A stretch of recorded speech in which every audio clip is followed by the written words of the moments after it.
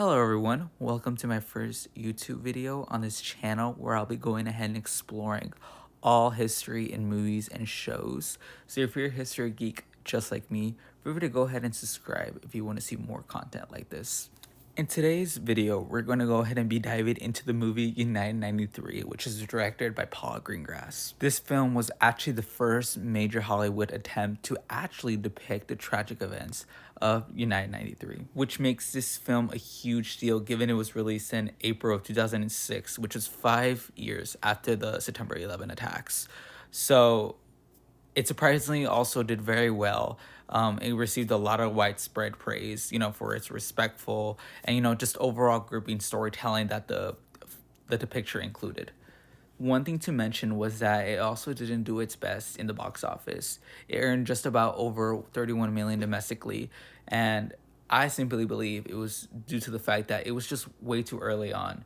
You had a lot of these people who didn't want to go ahead and relive this day, and adding on to that, this film was kind of like a real-time documentary style, which made it even more intense and difficult to watch.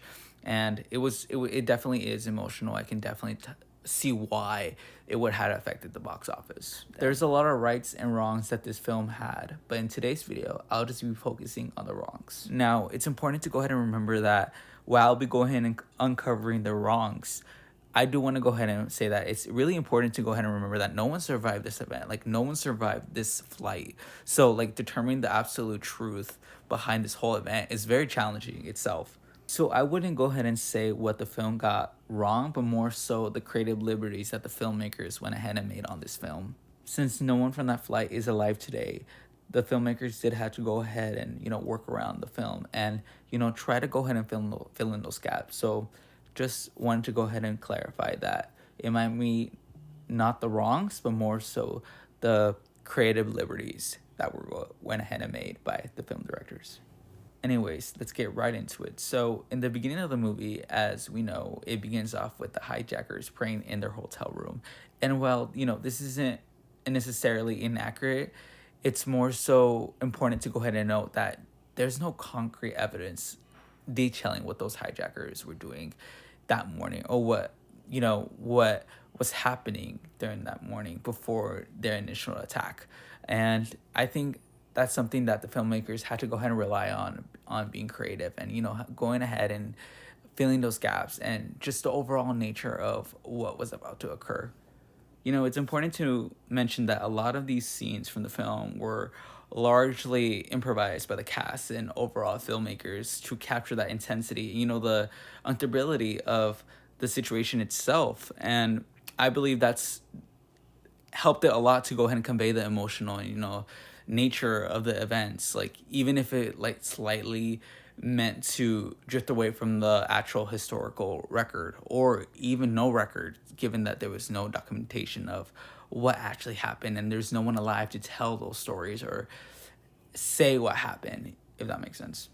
Another notable thing in the film that we see is, right after the hijackers took control of the plane, we automatically see that the pilots were killed immediately right after they stepped foot into that cockpit. However, if we look back at the voice recordings that were released a couple years back, we can see that there was background moans, and that suggests that the pilots may have survived way longer than the film depicted.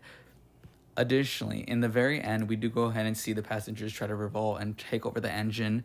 But there's actually reports that actually was not the case, and that the passengers didn't even make it as far as, storming inside the cockpit and trying to take over the engine. There's actually evidence that because the hijackers knew they were seconds away from storming the cockpit, that's when they went ahead and, they crashed it. But there's no actual evidence confirming that the passengers made it as far as entering the cockpit and storming and getting their hands on the engine. I think this has to do a lot with the fact that the film was completed before we even got the full transcript of the cockpit voice recorder, and before it was even made public. So while there was a lot of research going into this film, the filmmakers themselves didn't even have access to all the specific details of, you know, what transpired in the actual cockpit.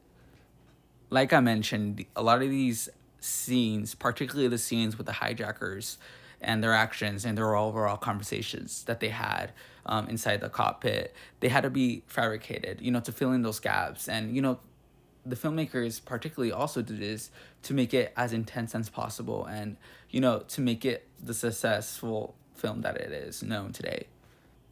I want to also go ahead and lastly touch on the most biggest and most controversial portrayals in the film, and that is surrounding the German passenger Christian Adams. He was 37, had a wife and 2 children, and was flying to San Francisco on this flight for a wine tasting event. Why his character was particularly controversial was because the movie showed him very differently among all the other passengers on the plane. He was portrayed as someone who wanted to go ahead and do what the hijackers said, while the other passengers wanted to go ahead and fight back and take back the plane. However, this portrayal is not accurate and, you know, it doesn't reflect the bravery of all the passengers on this flight.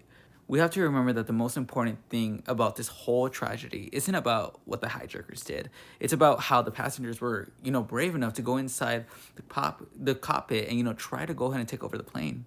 You know, their actions stopped the hijackers from succeeding. You know, it crashed in a field in Pennsylvania, and, you know, it saved so many more lives and it protected the nation's capital and just overall spirit. I seriously believe it's really important to go ahead and mention that, you know, the passengers died as heroes, all of them, and, you know, there's no reason to think that Christian Adams was not one of them.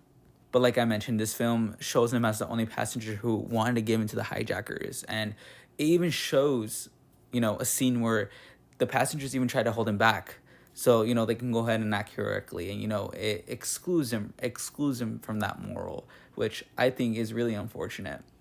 Even the own actor Eric Redman, who portrayed his character, stood out and actually said that, you know, this whole portrayal was based on an interview with someone who knew Christian Adams, and that even though Adams was never like quick to make decisions and always thought things through, that he believes that Adams would have like suggested staying quiet, you know, not interfering with the hijackers, and, you know, maybe thinking like, hey, the authorities like would actually like handle it once like we land and stuff.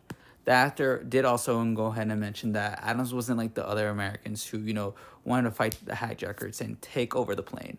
Even before the production of United 93, director Greengrass did go ahead and reach out to, you know, the victims' families and try to get their support.